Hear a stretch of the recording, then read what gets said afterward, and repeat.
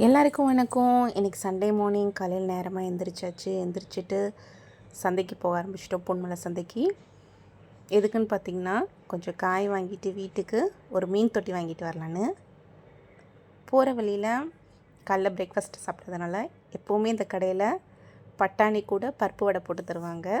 அது சூப்பராக இருக்கும். அந்த மசால் கூட சாப்பிட்றப்போ அதை சாப்பிட்டுட்டு வீட்டுக்கு இருக்க தேவையான காய்கறி வாங்கிட்டு, முக்கியமாக மீன் தொட்டி வாங்கிட்டு நேராக மட்டன் கடையில் போய் மட்டன் வாங்கிட்டு வந்துட்டோம். இன்றைக்கி மட்டனை நான் கொத்தி வாங்கிட்டு வந்துட்டேன்.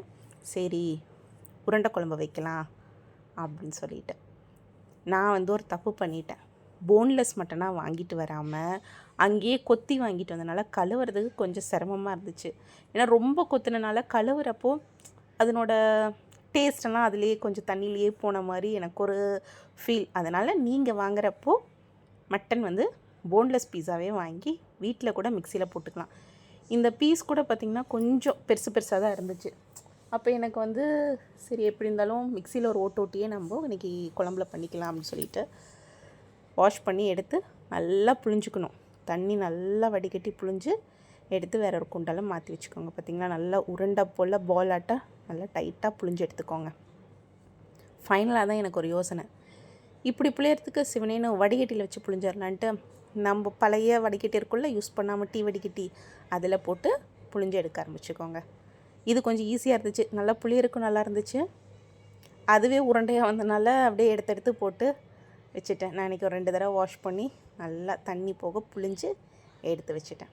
நிஜமாகவே இந்த மட்டன் குழம்பு இந்த மாதிரி சாப்பிட்றப்போ பொரிச்சும் சாப்பிட்றப்போ நல்லா இருக்குது. அதாவது அது வடை மாதிரி பொரிச்சு சாப்பிட்றப்ப பார்த்திங்களா, அதுலேயும் டேஸ்ட்டாக இருக்குது, குழம்பும் சூப்பராக இருக்குது. சரி வாங்க, இந்த குழம்பு இன்றைக்கி எப்படி பண்ணுறதுன்னு பார்க்கலாம். நம்ம சுபீஸ் ஹோம் கிச்சன் ஸ்டைலில் மட்டனை திரும்பவும் நல்லா புழிஞ்சு மிக்ஸி ஜாரில் எடுத்து போட்டுக்கோங்க.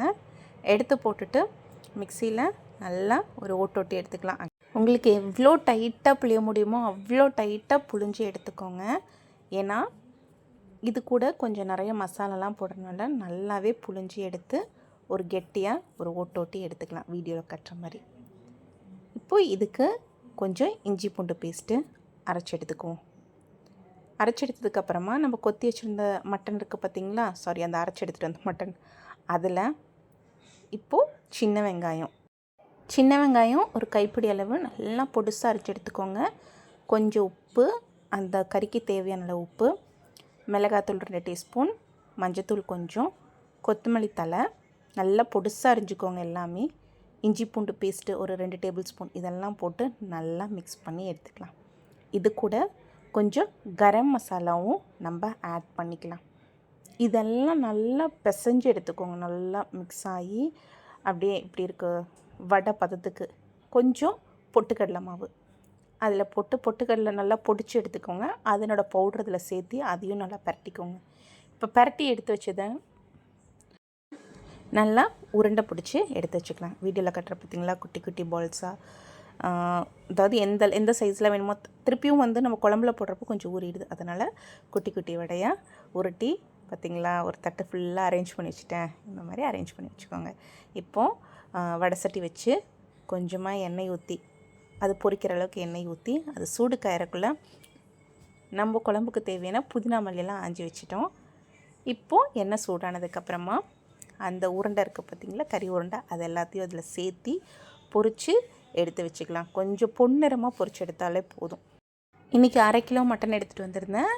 அதில் எனக்கு ஒரு 15லேருந்து 20 உருண்டை வந்திருந்தது எனக்கு, நல்லா மீடியம் சைஸில். ஸோ உங்களுக்கு எந்தளவுக்கு வேணுமோ அந்தளவுக்கு வாங்கி நீங்கள் உருண்டை பிடிச்சி இதை செஞ்சு சாப்பிட்டு பாருங்கள் எப்படி இருக்குன்னு. சரி, ஓகே, இதெல்லாம் நல்லா பொரிஞ்சிருச்சு. இந்த டைமில் நம்ம என்ன பண்ணலாம் தெரியுங்களா, இப்போ நம்ம பொரித்து எடுத்து வச்ச ஆயில் இருக்குது பாருங்கள், இந்த ஆயிலையும் யூஸ் பண்ணி நம்ம குழம்பு தாளிக்க ஆரம்பிச்சிடலாம். அது டேஸ்ட்டு கொஞ்சம் நல்லாயிருக்கும். மீன் குழம்புக்கு எப்படி மீன் பொரிச்ச எண்ணெயிலேயே மீன் குழம்பு வச்சா சூப்பராக இருக்கும், அதே மாதிரி தான் இதுவும். இப்போது அந்த உருண்டை பொரிச்ச குழம்புலையே அந்த எண்ணெயை ஊற்றி நம்ம இன்றைக்கி குழம்பு வைக்க ஆரம்பிச்சிடலாம். இப்போது குழம்புக்கு தேவையான, நான் பெரிய வெங்காயம் ஒரு 100 கிராம், சின்ன வெங்காயம் 100 கிராம், ரெண்டும் கலந்து அந்த எண்ணெயில் போட்டு வதக்கிக்கோங்க. கொஞ்சம் கருவேப்பிலை போட்டு இது நல்லா வதங்குற நேரத்தில் நான் போய் பாத்திரம் கழுவி வைக்க ஆரம்பிச்சிட்டேன்.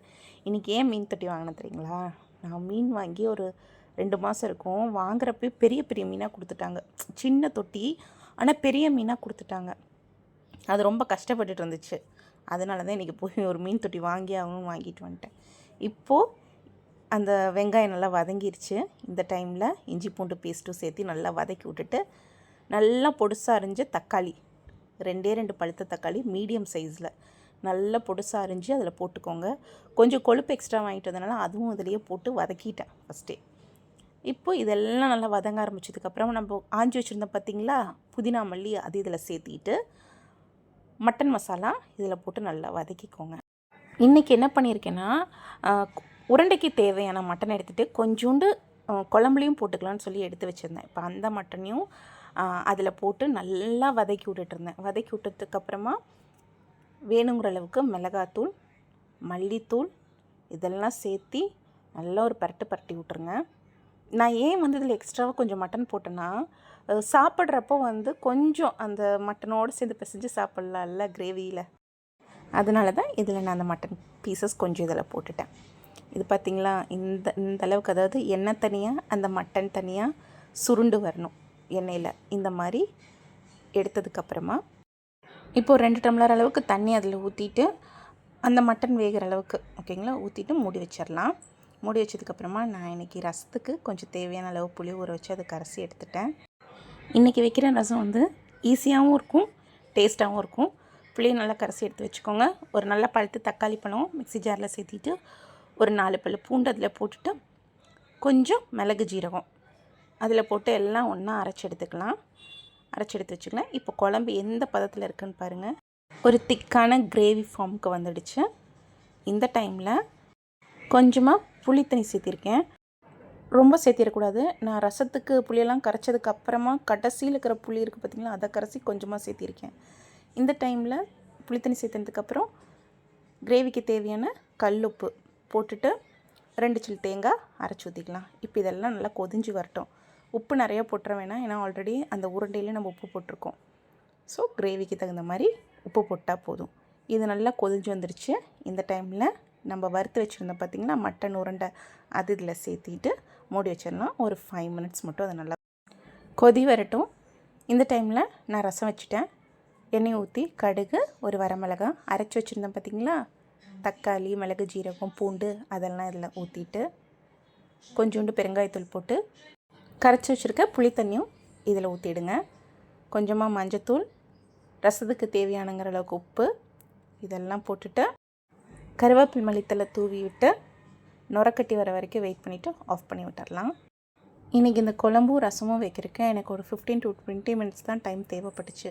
பொதுவாகவே வந்து நம்ம வெங்காயம், தக்காளி, இஞ்சி பூண்டு பேஸ்ட்டு நான்வெஜ்ஜை பொறுத்த வரைக்கும் இதெல்லாம் முன்னாடியே அரிஞ்சு வச்சிட்டோம்னா கிச்சனில் போய் டக்குன்னு வேலை பார்த்து முடிச்சிடலாம் நம்ம. இப்போது குழம்பும் நல்லா கொதி வந்துருச்சு.